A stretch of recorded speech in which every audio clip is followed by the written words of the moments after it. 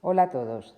En este vídeo vamos a revisar algunos de los conceptos clave que vamos a utilizar en la asignatura de Historia, tanto en primero como en segundo de bachillerato. Vamos a empezar viendo las distintas formas de gobierno que existen y empezaremos por la monarquía. La monarquía, que en realidad es una forma de Estado, pero que muchas veces también hablamos de ella como forma de gobierno. En una monarquía, el jefe del Estado es un rey. Por tanto, este tipo de jefatura del Estado significa o tendrá siempre las características de ser unipersonal, es decir, hay un rey, uno o una reina, es vitalicia, es decir, dura toda la vida, y hereditaria. Ha habido a lo largo de la historia distintos tipos de monarquía. Las monarquías absolutas propias de los siglos XVII y XVIII, en las que los reyes acumulaban todo el poder o concentraban todo el poder en sus manos. Las monarquías constitucionales propias del siglo XIX. En este tipo de monarquía los reyes tienen casi siempre el poder ejecutivo y muchas veces también comparten el legislativo con el Parlamento. Y las monarquías parlamentarias, como la que somos nosotros hoy en día, que es una monarquía en la que el rey reina pero no gobierna.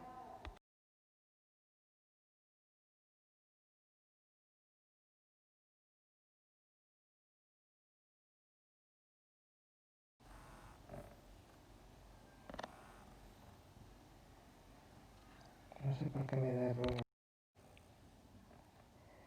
Otra forma de gobierno es la república.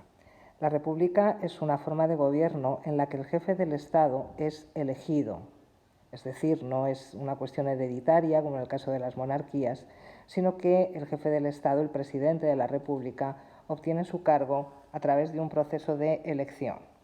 Tenemos distintos tipos de repúblicas: presidencialista, semipresidencialista o parlamentaria.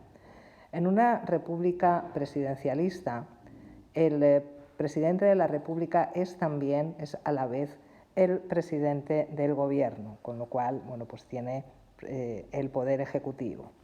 En una república semipresidencialista hay normalmente tanto un presidente del gobierno como un presidente de la república, pero este presidente de la república tiene bastantes poderes. En una república parlamentaria, el presidente de la república solo tiene funciones representativas y ceremoniales, pero no tiene ningún poder.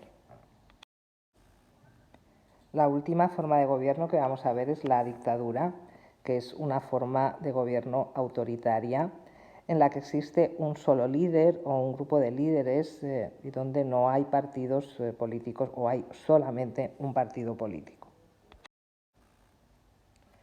Otro concepto clave que vamos a estudiar es el concepto de soberanía. La soberanía es la expresión del poder del Estado, es decir, en quién recae o de quién emana la autoridad del Estado.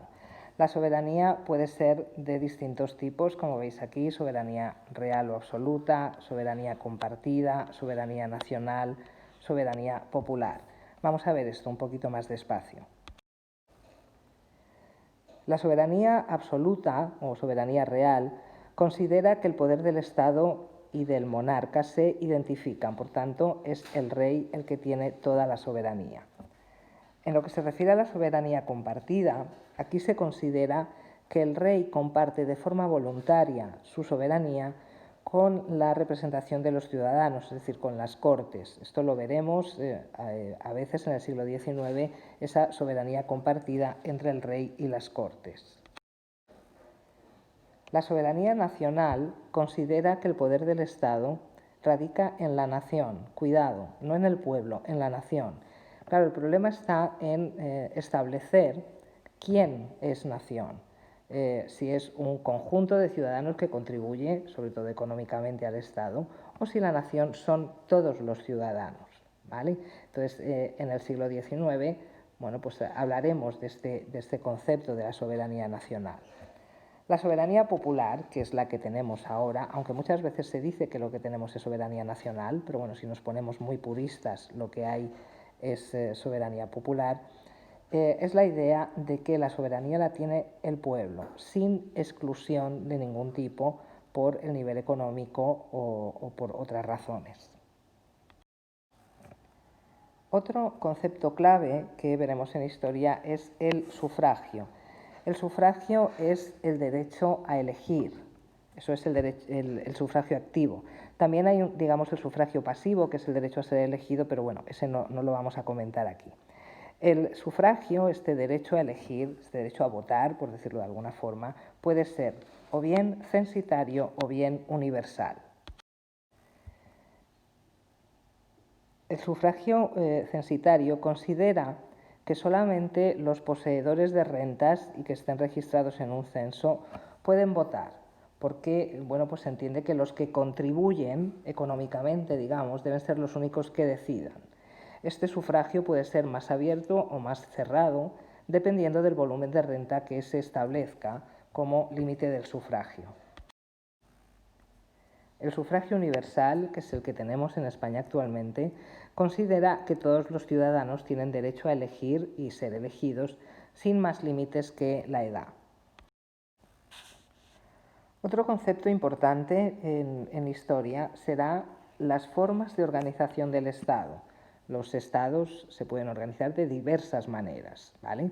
Podemos tener un estado centralista, podemos tener un estado federal, podemos tener una confederación y, bueno, pues hablaremos de nuestro sistema, de eso del sistema autonómico, ¿vale? Esto lo veremos en clase más despacito. Vamos a ver qué es el centralismo, qué es un Estado centralizado, que es típico, por ejemplo, de la España del siglo XIX. Es un Estado en el que la organización es piramidal. Se toman todas las decisiones desde el gobierno del Estado, desde la cúspide del Estado. Cualquier tipo de división territorial que haya es una división meramente administrativa, un poco para facilitar la circulación de las decisiones, pero estas divisiones administrativas no tienen ningún tipo de identidad propia. Un Estado federal es un Estado que se divide a su vez en estados federales. Estos estados tienen características propias y autonomía en la toma de decisiones en determinadas competencias que se establecen en la Constitución. De forma que los estados tienen una serie de competencias y el Estado federal tiene otras competencias que normalmente tienen que ver con la política exterior o con la seguridad nacional, y también pueden coordinar a los estados federales.